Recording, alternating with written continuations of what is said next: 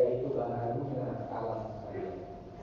Karena jika alam itu tidak ada yang membaharukannya atau mengadakannya, tetapi ada dengan sendirinya, niscaya lazim atau tentu ada dua pekerjaan yang bersamaan menyamai bagi sekutunya dan melebihi antara satu dengan yang lainnya dengan tidak ada sebab, makanya itu mustahil. Dari baharunya sekalian alam ini melahirkan segala alam atau sifat benda daripada gerak serta diam dan lain dari keduanya. Dan yang melahirkan baharu itu baharu juga, antara sifat dan benda adalah baharu. Dan dari baharu segala alam itu adalah telah dipandang perubahannya dari tiada atau ada kepada adanya atau wujud, dan dari ada wujud kepada tiada atau ada. Jika ia mempengaruhi atau menentukan bagi dirinya sendiri dengan tidak adanya kekuatan yang lain, maka melahirkan berhimpun dua kekuatan yang bernafi-nafian atau saling meniadakan, dan ini mustahil. Maka tidak dapat juga masih ada yang menguasai zat baharu atau makhluk, yaitu Allah Subhanahu wa Ta'ala. Bismillahirrahmanirrahim. Assalamualaikum warahmatullahi wabarakatuh. Alhamdulillah rabbil alamin. Allahumma salli ala nuril anwar wa sirril asrar wa tiryakil aghyar wa miftahi babil yasar sayyidina wa maulana Muhammadin al-mukhtar wa alihi al-athhar wa ashabihi al-akhyar adada ni'amillahi wa ibdalihi.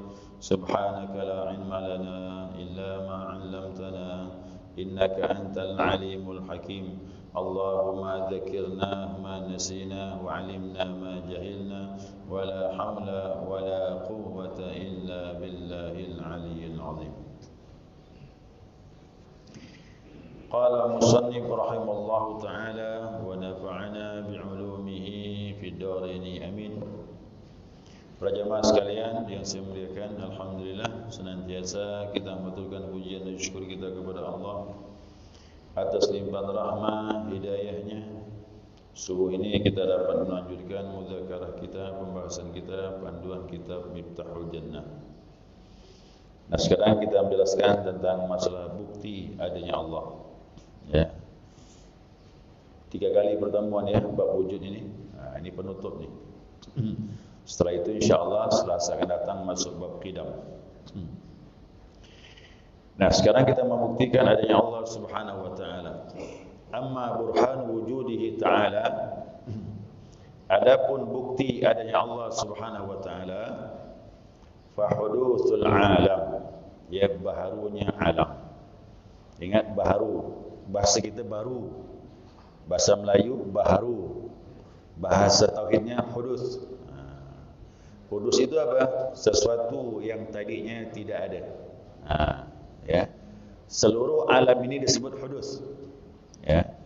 Apa itu alam? Nah, alam itu selain Allah.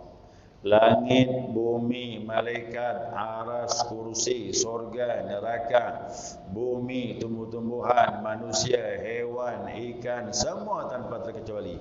Itu adalah alam. Dia itu selain Allah. Nah, termasuk kita inilah bagian daripada alam. Ya. Itu syarat tauhid itu.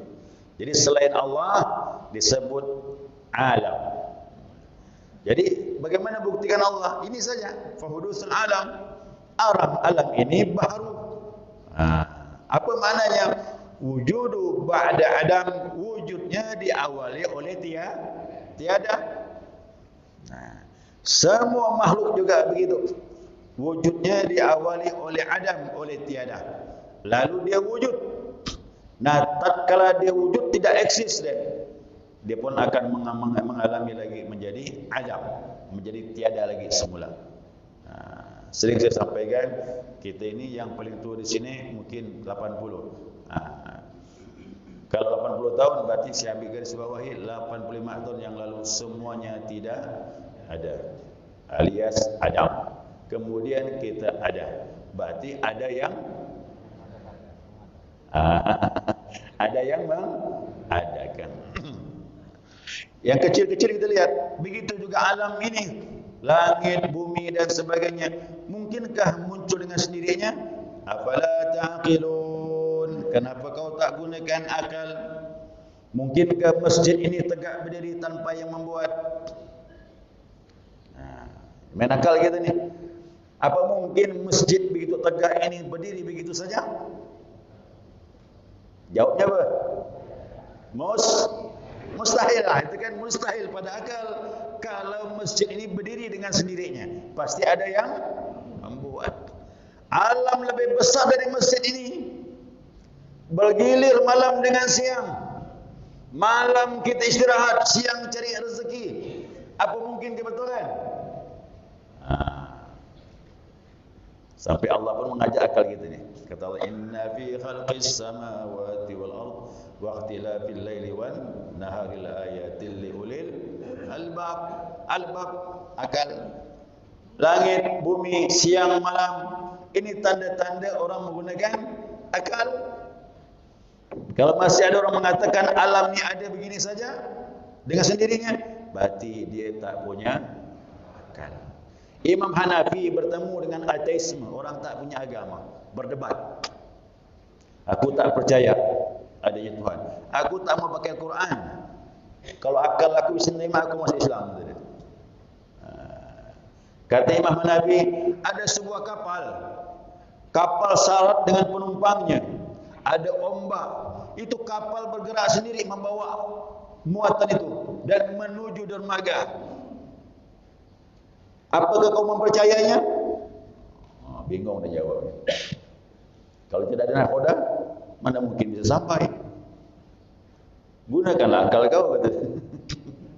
Kalau kapal tak mungkin sampai ke dermaga dengan sendirinya membawa muatan yang begitu banyak, ada ombak dan sebagainya, bagaimana dengan alam ini? Lebih hebat lagi dari kapal itu. Lebih berat pencipta langit dan bumi. Lebih berat ini. Kalaulah ada begitu saja, maka kau tak menggunakan akal. Kau tidak dapat hidayah dia. Ya, dapat hidayah. Dia pun ikrar masuk Islam. Jadi Imam Hanafi ini bira'i, banyak menggunakan akal dia. Imam Hanafi itu. Imam Syafi'i tidak, banyak menggunakan hadis. Hadis saja Imam Syafi'i sama Al-Quran. Karena akal akan ikut Al-Quran dan hadis Nabi Muhammad sallallahu alaihi wasallam.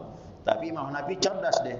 Dia menggunakan ini baru menggunakan Al-Quranul Karim. Karena kebanyakan di masa beliau itu banyak orang masuk Islam selalu bertanya tentang Tuhan. Zaman Nabi orang bertanya, siapa percaya dengan Nabi? Kenapa? Yang menyampaikan agama ini Rasulullah SAW. Sedikit pun mereka tak ragu. Tapi zaman ini orang bertanya, ya, apa bukti adanya Allah Subhanahu Wa Taala? Maka alam inilah yang menunjukkan ada buktinya Allah Subhanahu Wa Taala. Baik.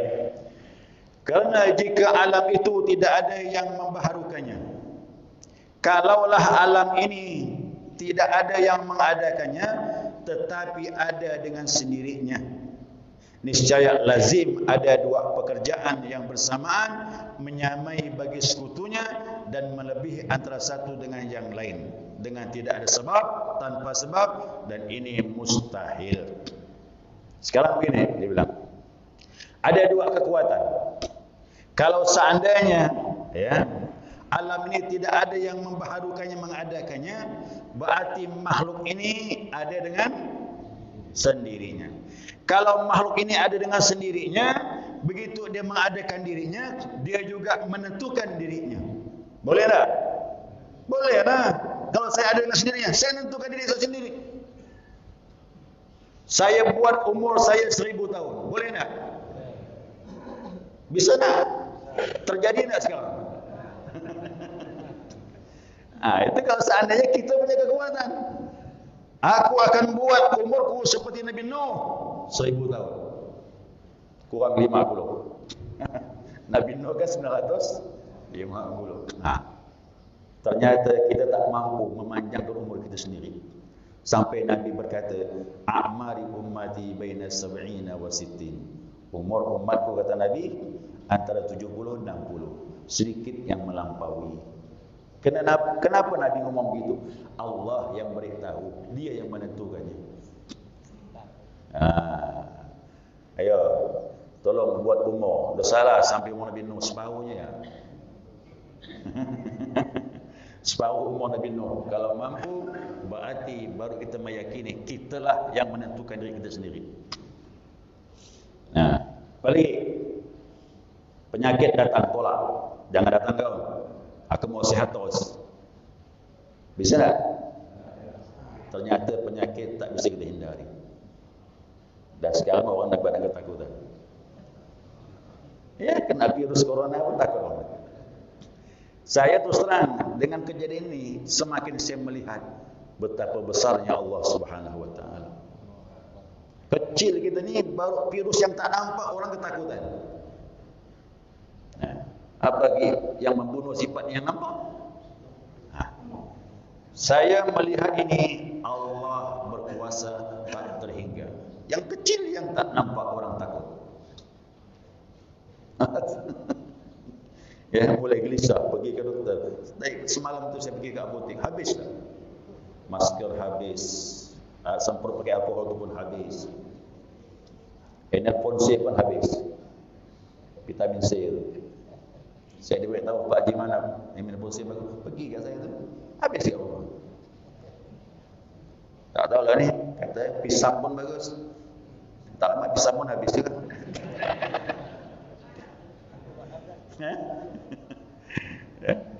Jadi kalau kita merenung diri kita ni, ya Allah, kecilnya kita di hadapan Allah ini. Penyakit datang kita bisa menghindarinya. Tapi ingat, kalau kita dah belajar ilmu tauhid ini, penyakit tidaklah mematikan.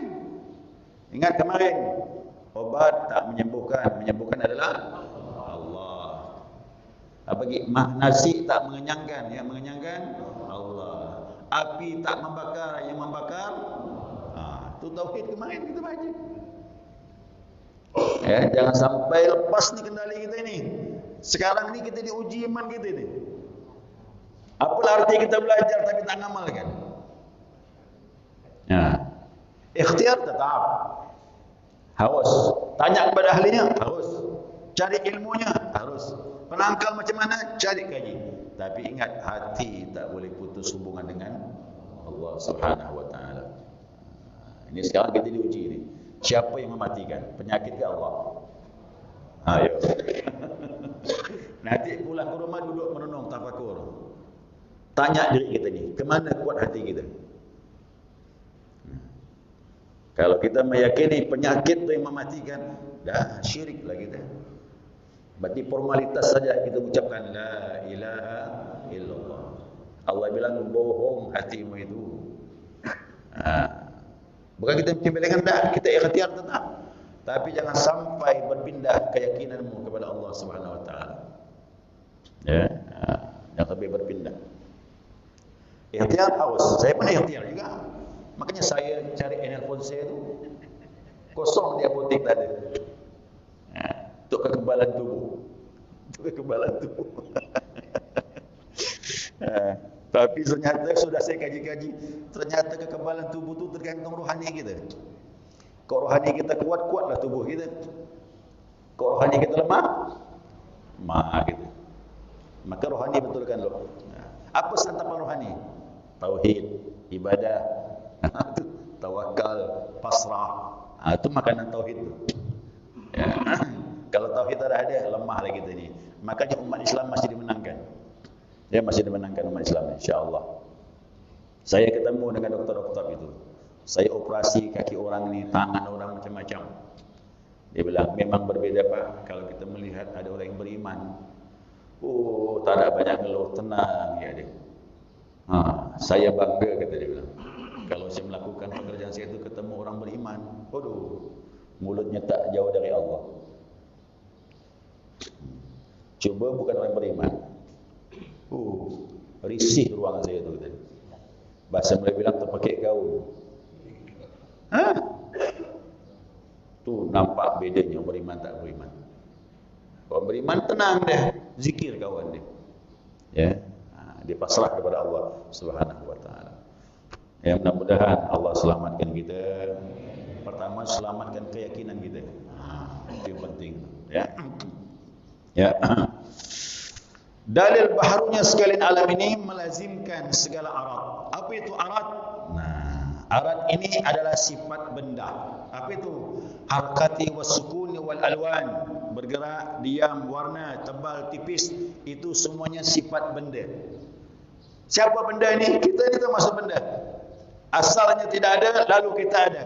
Begitu kita muncul, ada sifatnya. Kita bergerak, diam, melihat, mendengar. Itu pun baharu juga.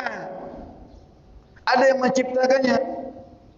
Tatkala Allah menciptakan kita ini, penglihatan, pendengaran, bergerak, diam dan sebagainya yang muncul dari diri kita ini pun juga diciptakan oleh Allah Subhanahu wa taala.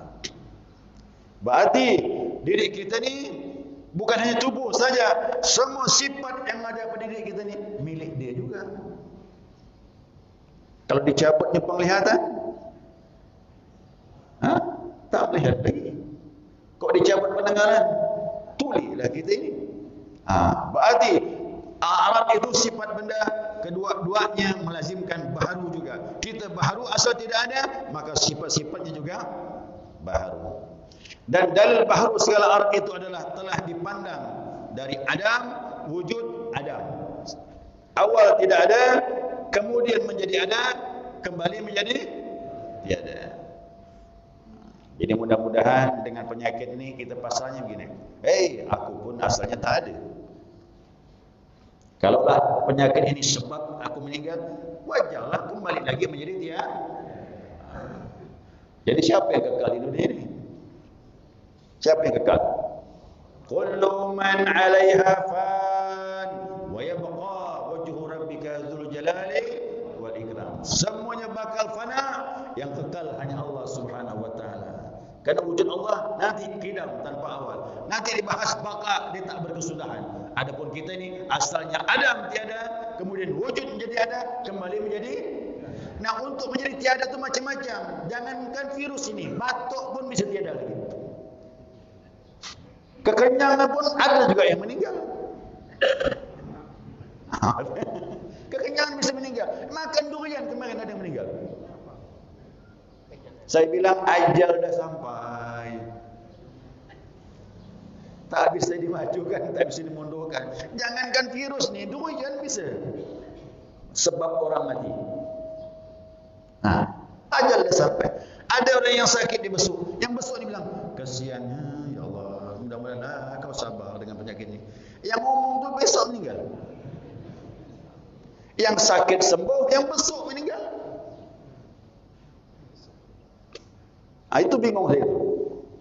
Jadi punya keyakinan, walaupun virus masuk tubuh kita, ingat dia tak mematikan. Dengan izin Allah kita bisa meninggal, dengan izin Allah kita bisa sembuh. Bisa sembuh. Jadi kematian itu ajaib, memang mutlak milik dia. Ya milik Allah Subhanahu wa taala. Itu saja. Jadi Adam wujud, kemudian Adam kembali menjadi tiada. Nah, untuk menjadi tiada kembali ini mau betulkan iman. Ya, betulkan iman. Insya-Allah kita tak akan goyah. Kalaupun takut, masih berharap dengan Allah Subhanahu wa taala. Semuanya ni ya. Jadi manusia asalnya tidak ada, kemudian menjadi tiada, sama tumbuh-tumbuhan, hewannya dan sebagainya, sampai yang besar di langit dan bumi. Asalnya tidak ada, pasti ada yang mengadakannya. Dan nanti menjadi tiada. Apa itu? Kiamat total, sebagaimana dikabarkan oleh Nabi Muhammad SAW berdasarkan Al-Quranul Karim. Kapan kehancuran itu? Karena kapan semua menjadi tiada kembali, kita tak tahu. Itu rahasia Allah Subhanahu wa taala. Tatkala Jibril datang kepada Nabi, mata sa'ah ya Muhammad, kapan hari kiamat? Mal mas'ulu anha bi'alama minas sa'ir. Yang ditanya tidaklah lebih tahu dari yang bertanya. Itu urusan Allah. Ya, cuma Nabi beritahukan ciri-cirinya saja dan harinya, yaitu hari Jumat. Hari Jumat itu datangnya hari kiamat. Sekarang ini saya dapat berita dari Kuwait itu Jumat sudah ditiadakan.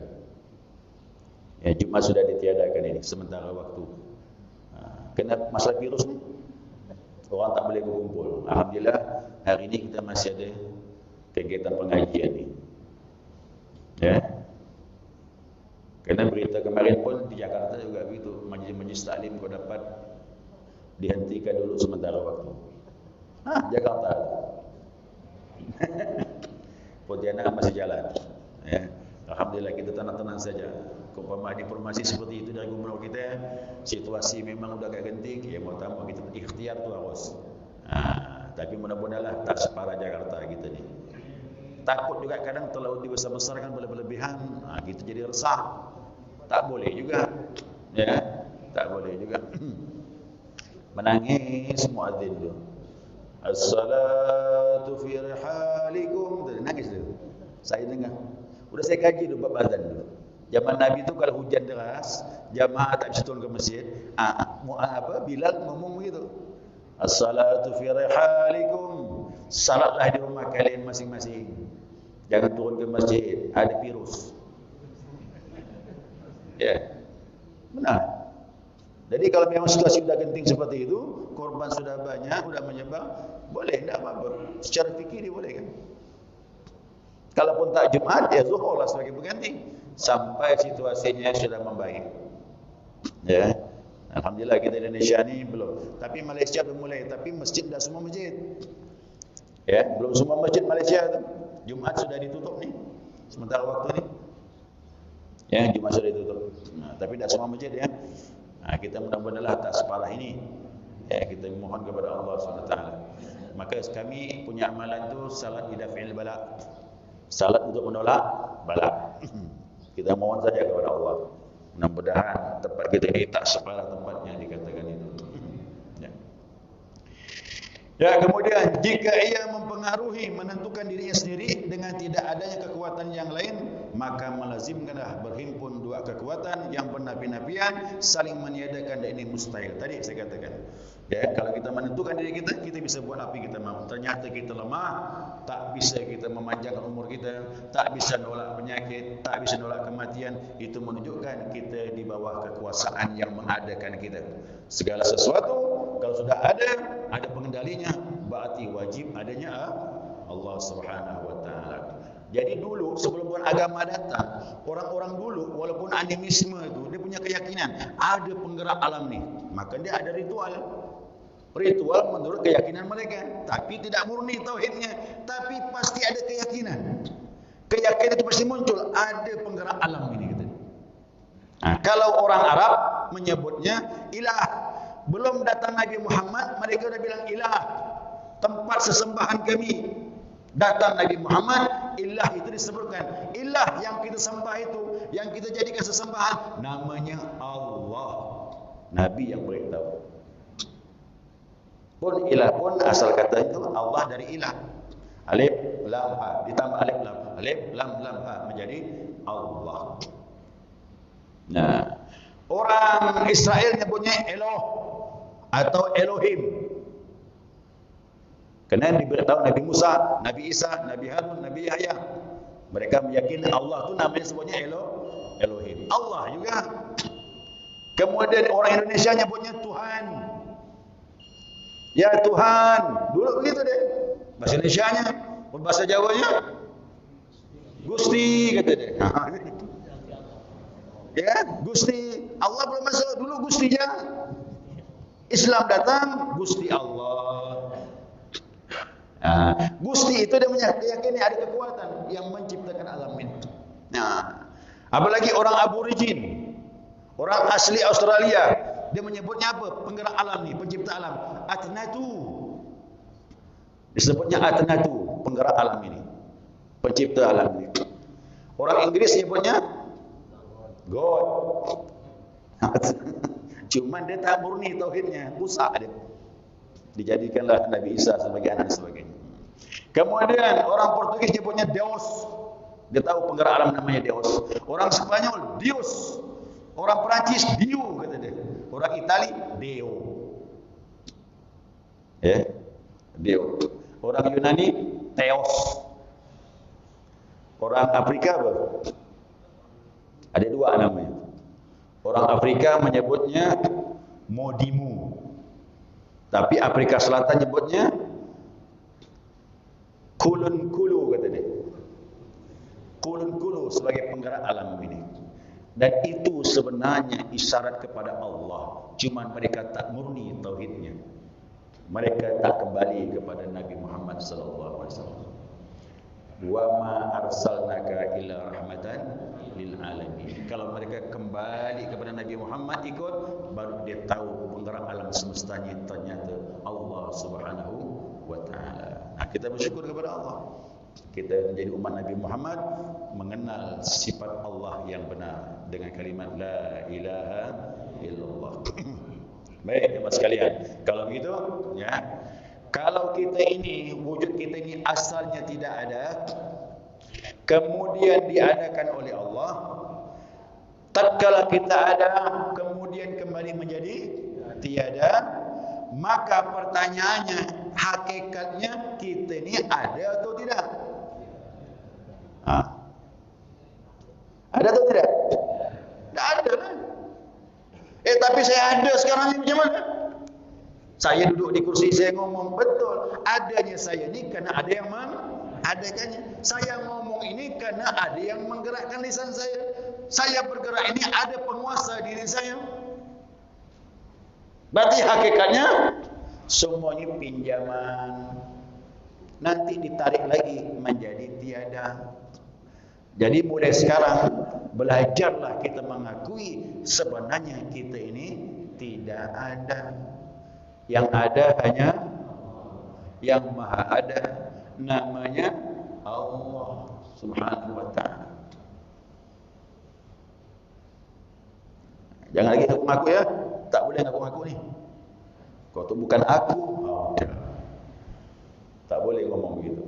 Orang tauhid tak boleh ngomong begitu. Kalau bukan aku tak jadi tu. Syiriklah kita tu dah. Keakuan. Bila kalau bukan Allah itu takkan terjadi. Itu betul. Orang tauhid begitu. Kalaulah bukan dengan izin Allah, ini tak terlaksana. Kalaulah bukan dengan izin Allah, mungkin aku tak sembuh. Kalaulah bukan dengan izin Allah, ini takkan terjadi. Barulah tauhid. Ya. Jadi terkala bab pertama ini, bab wujud ni, orang mengucapkan kalimat la ilaha illallah, apa maknanya? La mawjuda bihaqqin illallah. Tidak ada wujud hakiki yang sebenarnya kecuali wujud Allah. Wujud kita ini macam mana? Majazi. Asalnya tidak ada, lalu menjadi ada, kembali menjadi tiada. Hakikatnya kita ini tidak ada. Jangan mengaku kita ada. Nanti kita kembali kepada asal kita. Jasad kembali ke tanah, roh kembali kepada pemiliknya. Cuma sebaik-baiknya orang kembali udah bersih. Dulu bersih, kembali bersih. Yang kembali kotor, siap-siap dibersihkan. Tahu dibersihkan? Dua tempat. Al-Qubur sama di neraka yang tidak akhirat. Dibersihkan. Ya.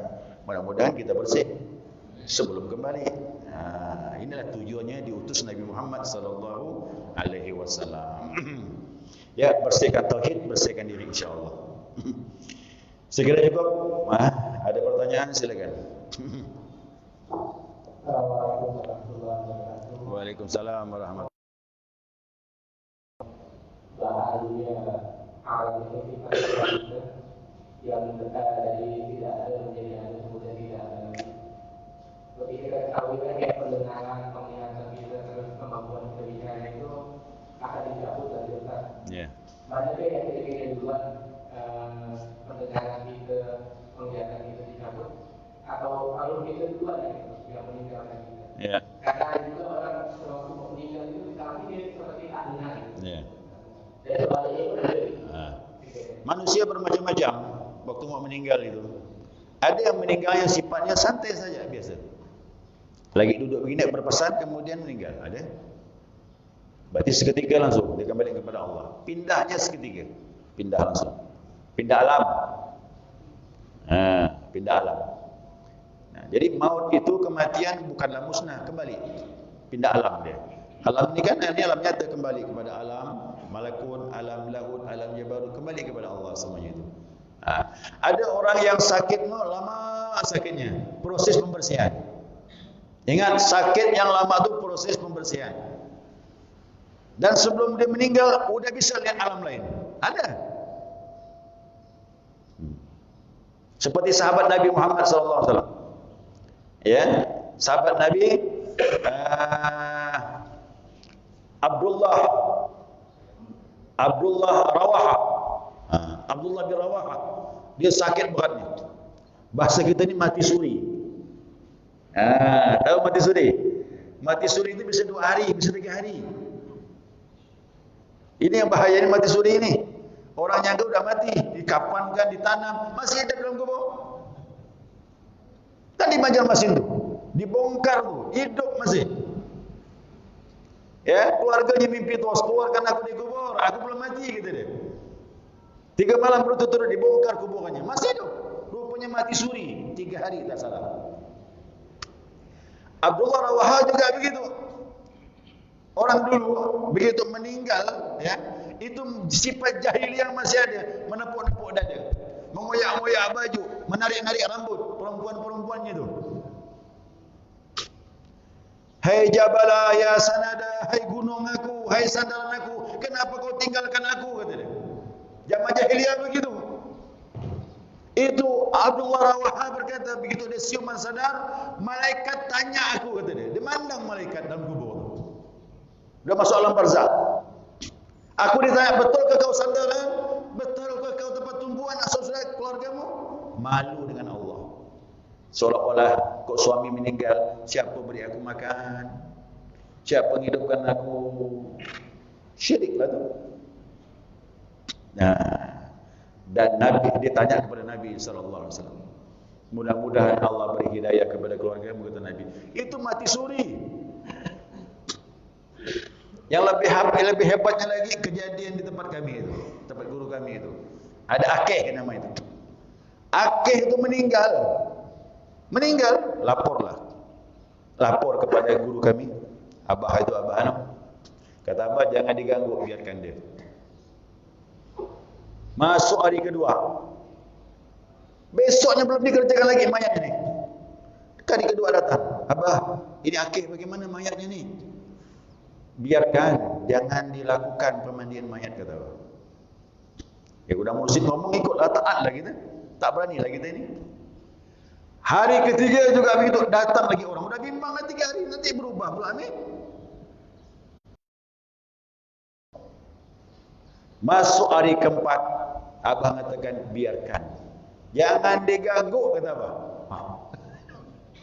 Ada hari keempat dah. Orang udah. Nah, hari kelima bangun Akeh itu. Akeh itu bangun.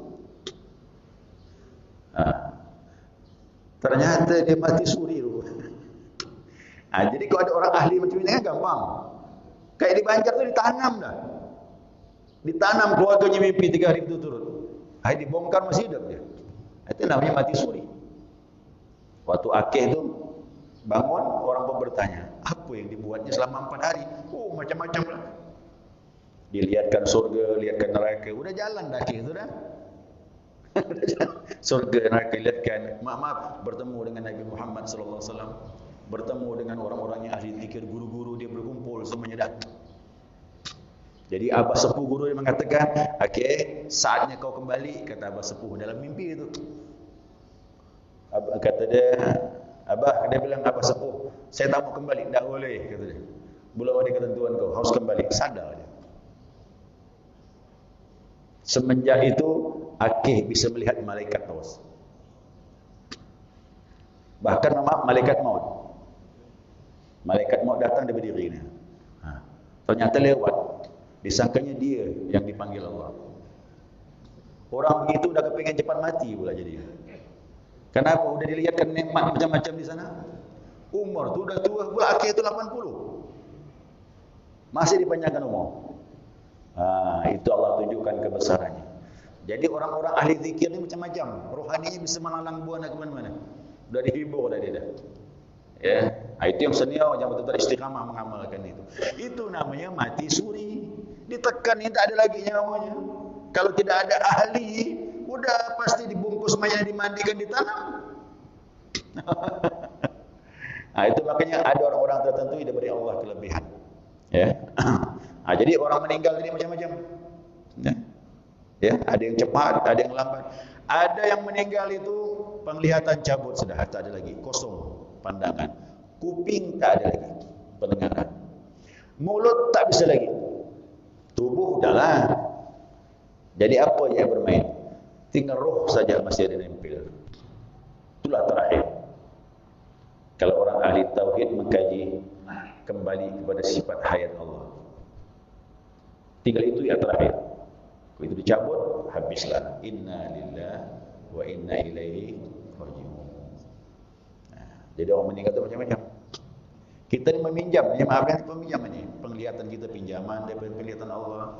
Kuping kita minjam, kegerakan tubuh minjam, pikiran minjam, kehendak minjam, kekuatan minjam. Dicabut, tinggal hayat saja ada ni. Kehidupan masih ada roh. Roh dicabut, habislah. Orang yang mau meninggal supaya nyaman nanti, guru saya berkata, jangan merasa memiliki, itu ya. Siapa merasa memiliki, susah mati. Sekarang ini kita belajar tidak memiliki, termasuk anak kita lah. Jangan merasa kita milik kita. Sayang tetap sayang, saya pun sayang juga. Tapi sadar itu milik Allah. Makanya Nabi Muhammad, anak perempuan meninggal, beri tahu istri dia kali ulang. Allah beri, kapan dia ngambil, terserah dia. Sedih, tetap sedih. Anaknya Ibrahim meninggal, Nabi keluar air mata. Sampai tegur Umar, ya Rasulullah, kau menangis juga. Ini tangisan kasih sayang, bukan menolak takdir Allah. Jadi tak boleh itu menangis menolak takdir Allah. Haram hukumnya. Itu haram hukumnya. Jadi sedih kerana sayang, wajar. Siapa tak sayang sama anak? Pasti sayang. Cuman hati kau keberatan menolak takdir Allah, haram hukumnya. Hak dia. Dia beri kapan? Dia mau ambil kapan? Buang rasa memiliki. InsyaAllah mudah mati kita. Apa lah tu yang lain-lain apa semua tu? Rumah kita, uang kita, kendaraan kita, usaha kita. Kita cuma menjalankan sesuai dengan ketentuan Allah. Dengan begitu insya-Allah rezeki kita berkah. Ya, kita sadar Allah yang beri, kita sadar kapan Allah mau ambil, berkahlah rezeki kita. Jadi kalau seandainya ada orang meninggal bawa harta nyaman bang. Ya, kumpulkan memang bawa masuk dalam tanah. Ternyata tak bisa 1% pun. Bahasa Melayu bilang 1 sen pun tak bisa kita bawa. 1 anak pun tak bisa kita bawa. 3 kata Nabi yang mengiringi mayat. Harta, anak, amal. 1 tetap mengikut dalam kubur. 2 tinggal. Mana yang tinggal? Yang kembali. Anak dengan harta. Bahkan anak udah ngitung dah. Untuk aku sekian, ini sekian, kakak aku sekian. Udah ngitung dah. Kita dalam kubur. Dengan amal kita. Disitulah penyesalan bermunculan. Itu apa lagi? Penyesalan Pak, Bu, semuanya. Orang kaya banyak harta tak sedekah, nyesal dalam kubur. Yang tak salat, tak pernah salat, nyesal dalam kubur. Ya. Jadi amal yang dituntut Nabi tak dikerjakan, semuanya menjerit dalam kubur. La Rabbi laula akhartani ila ajalin qarib. Hai Tuhan, sebentar kembalikan aku ke bumi, aku nak beribadah ya Allah. Sebentar ya Allah. Aku nak beribadah, nak sujud dengan kau, aku nak bersedekah. Tak bisa lagi dah. Apa artinya dah? Rabbana absarna wa sami'na farji'na. Kembalikan aku ya Allah. Aku dah melihat, aku dah mendengar dalam kubur tu, baru nampak dia. Jadi kata Nabi, dunia ini tidur kita ni. Dalam kubur baru bangun. Orang yang tak berilmu memahami dalam kubur tu tidur. Dalam kubur baru kita sadar. Ternyata kita tidur selama di dunia ini. Lupa. Dalam kubur baru dia menjadi Rabbana absarna wa sami'na na'mal salihan. Kami nak beramal salih. Kembalikan ya Allah. Semuanya begitu. Jadi peringatan-peringatan ini telah disampaikan Allah melalui Rasulullah sallallahu alaihi wasallam. Mudah-mudahan kita termasuk orang yang tak lalai insyaallah. Dah habis waktu belum nih? Dah ya. Baik, kita baca doa. Ya Rabbana